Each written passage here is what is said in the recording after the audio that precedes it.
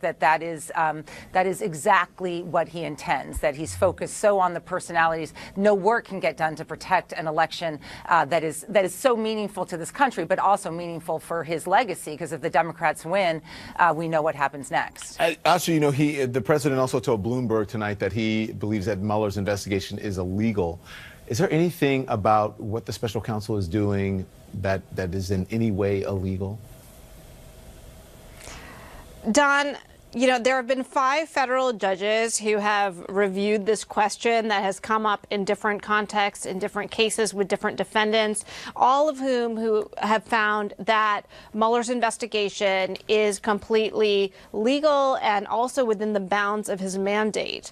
It's important to understand that there were some issues, legal issues that were raised with the independent counsel, for example, with Kenneth Starr, many years ago. That was still upheld by the Supreme Court by a narrow margin. But the special counsel has really cured some of those defects, because the special counsel is appointed within the executive branch, and that actually cures the separation of powers issues. So I don't think he has any leg to stand on when it comes to challenging whether a special counsel should or could be appointed to investigate this matter. When we come back, thank you both, I appreciate it. When we come back, the president says he is not worried about Don McGahn's 30-hour interview with Robert Mueller. But should he be? We're going to break down everything McGahn and his announcement that McGahn will leave in the fall. But should he be worried about what McGahn knows? CNN's Tom Foreman has more on that for us. Tom? Hey, Don, the president is downplaying the White House counsel's meeting with the folks investigating Russian meddling, saying his campaign and administration have done nothing wrong. But Don McGahn has been deeply involved in some of the most highly charged moments since this president took office. And legal experts say the president should be worried about how much McGahn told Robert Mueller's team. And here are a few reasons why. Michael Flynn. McGahn was the first point of contact when the Justice Department raised concerns about the former national security advisor, saying Flynn had deceived everyone about his contact with the Russians. Flynn resigned, pleaded guilty to lying to the FBI, a felony, and now he's cooperating with the Russia probe. James Comey. McGahn certainly knows lots of details about the firing of the former FBI director. The president has talked about the dismissal plenty, giving mixed explanations at times. But McGahn could provide many more details about why Trump wanted Comey gone. Jeff Sessions. Trump has taken many public jabs at his attorney general for recusing himself from the Russia probe instead of staying in it and protecting the president. Trump enlisted McGahn's help in that effort, but Sessions recused himself anyway. And again, McGahn could know a tremendous amount about the behind-the-scenes motivations and strategy in the White House. Robert Mueller. Trump wanted McGahn's help in having Mueller fired. McGahn refused, even threatening to quit if Trump went through with the firing, which some in Congress suggest would trigger a political tempest, if not impeachment proceedings. The bottom line, Don McGahn talked with Mueller's team for more than 30 hours, and investigators rarely talk to anyone that long unless they're hearing something interesting. That's why the president should be worried, even as he says he's not. Don? Tom Foreman, thank you so much. Here to discuss now, former U.S. Attorney Guy Lewis and CNN legal analyst and defense attorney Shan Wu. Gentlemen, good evening to you. Good to have you on. Guy, I'm going to start with you. We've got Flynn, Comey, Sessions. Tom Foreman just laid it all out. Don McGahn knows a lot, and he spent 30 hours talking to Mueller's team. How dangerous do you think he is to President Trump? Don, I think that McGahn is potentially a bombshell witness. No kidding. Look, I did this for a long time, and very seldom did I get an opportunity to actually interview and potentially use the testimony of a lawyer who's next to, walking with, day by day, day in, day out, with the target or the principal of the investigation. Highly unusual, and the information that he may have in terms of real-time thinking. I mean, think about this, Don. How many times have you interviewed a witness, a guest for 30 hours. How much information could you get out of them for 30 hours?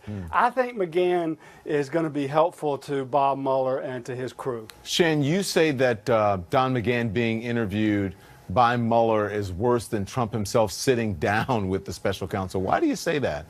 That's right. Because for Trump to sit down, he'll be careful, he'll be prepared. A lot of his answers will, of course, be censored and filtered. You don't get that when he was talking with McGahn. With McGahn, you get somebody who was right there walking with him, as Guy was saying, and he's naturally going to be quite forthright with McGahn at that time. He may be musing out loud what his real motivations are. He may be saying, hey, I'd like to do this. Do you think that's okay to do? So in that sense, you really get the raw, unfiltered version from McGahn, and that's what makes it so incredibly dangerous. So, Guy, McGahn also refused a presidential request to fire Robert Mueller. Is the special counsel in danger with McGahn out of the White House? I think that is possible, although I do agree with Tom that if the president, who clearly wants to, if it was up to him, he'd fire Mueller yesterday, right? But to do it, I think is frankly political suicide, and probably would be counts 13, 14, and 15 in a proposed indictment. I really do think that. Yeah. Guy, you say the government now has a trifecta of potentially crushing witnesses for President Trump. Explain that. Don, take a step back and look what they've got now in the last 30 days. They've got Cohen, again, the president's lawyer, almost unheard of, who has on the record in his plea colloquy and what he said and what Cohen said to the court has said the president directed me, the president told me how to make these hush money payments, and the president is involved in this conduct, which he pleads to as a campaign finance violation. He's also got now Weiselberg, the CFO of the Trump organization.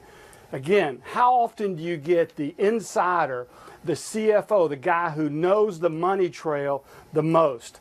And then lastly, he's got McGahn.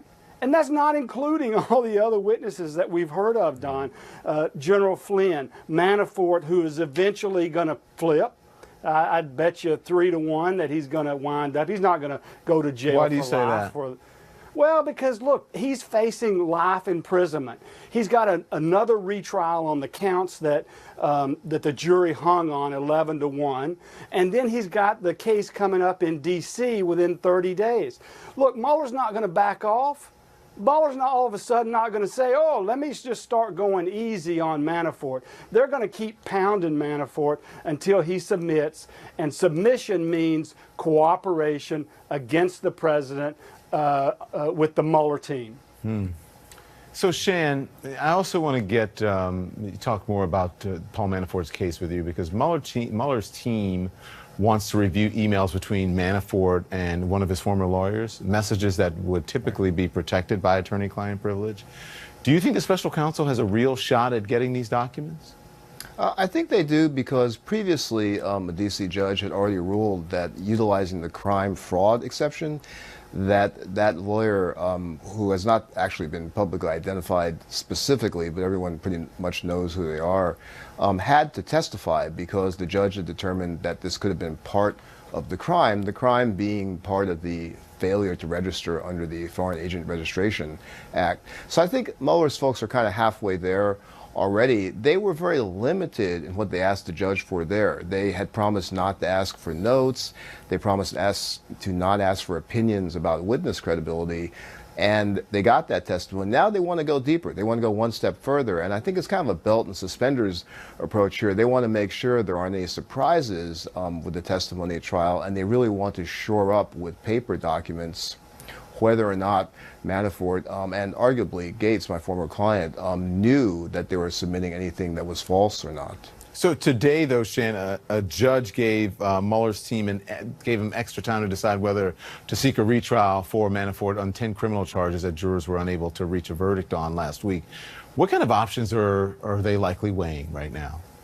I think one big factor for them is there's some post-trial motions that Manafort's folks have filed, and they probably want to get the judge's ruling on that as well. It does buy them a little bit more time potentially to follow up on that kind of last minute, right before midnight talk that Manafort's team raised with them about maybe working out a guilty plea. I think the problem back then, I'm sure Guy would agree, there's no time at all, waiting for the jury to come back in to work out that kind of deal. This does give them a little bit more of a window as to talk, get some proffers from the lawyers, see if Manafort really could be helpful to them or not. I think I disagree with Guy, though. I think Manafort's